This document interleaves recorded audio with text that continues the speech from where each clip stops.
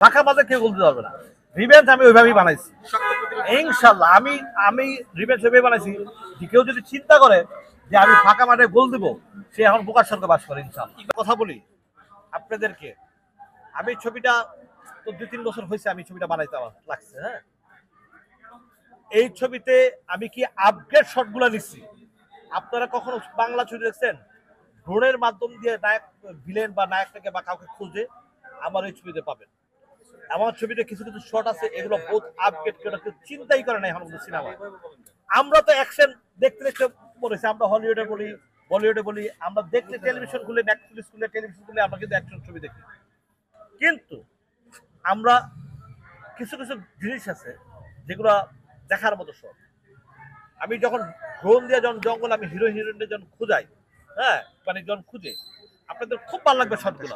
এবং আপনাদের যে গল্প, আমি যখন ছবিটা বানাই তখন কিন্তু আমি 7বার থেকে 8বার স্ক্রিপ্ট চেঞ্জ করছি। আমি কিন্তু খুব আমার মন মতো স্ক্রিপ্ট না হলে কিন্তু আমি ছবিতে হাত দিই না।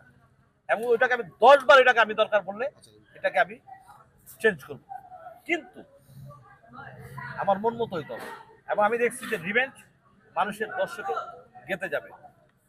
যখন কুকুর আর হায়েস সাহেব যখন একসাথে খাবে একই প্লেটে, আপনাদের কারো চোখের পানি ধরে রাখতে হবে না, কারো চোখের পানি আপনারা ধরে রাখতে হবে না। আমি আপনাদের কাছে অনুরোধ, সাংবাদিক ভাইদের কাছে অনুরোধ করবো, আপনারা ছবিটা দেখবেন, আপনার ফ্যামিলি নিয়ে ছবি দেখবেন, যদি না থাকে আত্মীয় স্বজন নিয়ে ছবিটা দেখবেন, তারাও বলবে যে না আসলে একটা ছবি তুমি দেখা আমার সর্বশেষ পুরো চলে।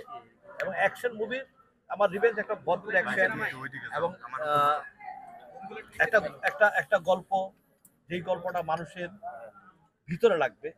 এবং আমার ছবিটা কিন্তু অনেকে দেখছে, সেন্সারেও দেখছে, তারপরে সেন্সারের বাইরেও দেখছে, তারা কিন্তু কেউ কিন্তু খারাপ বলে নাই।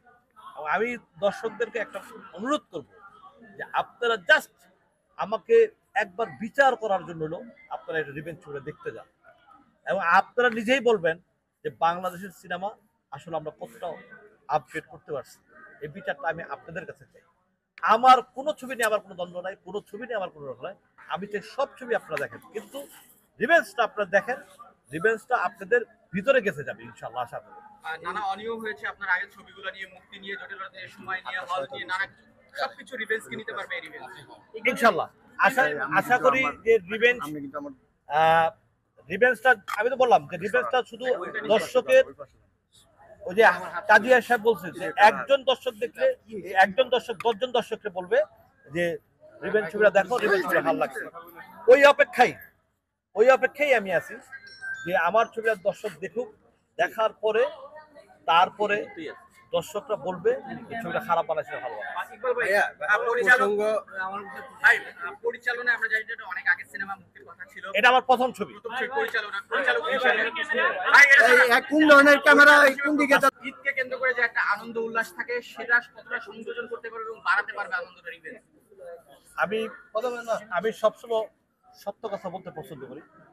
কোরবানি ঈদ কিন্তু আহামরি কিছু না, ঠিক আছে? এবং কোরবানি ঈদে ছবিটা রিলিজ করতেছি, আমি মনে করি যে এটা আমার একটা পারফেক্ট সময়। কি রকম আপনি সবসময় কিন্তু মাতান, তো এবারে মাতানি বিষয়ে দর্শককে কিছু বলেন। দর্শক কেন হলে যাবে? আমরা তো একটা ভালো গল্প চাই দিন শেষে। এবং আমি যখন দেখি যে বলে কিন্তু আইসা যে ছবিটা ভালো লাগে না, কেমন লাগছে, আমি তো ওই মাথানটা বাঁচাতে চাই না, আমি এই মাথানটা বাঁচাতে চাই দর্শক যেন বলে না একটা ছবি দেখছি, বাহ ফাইন, এই শব্দটা শুনতে চাই। এই জন্য দর্শক হলে যাবে।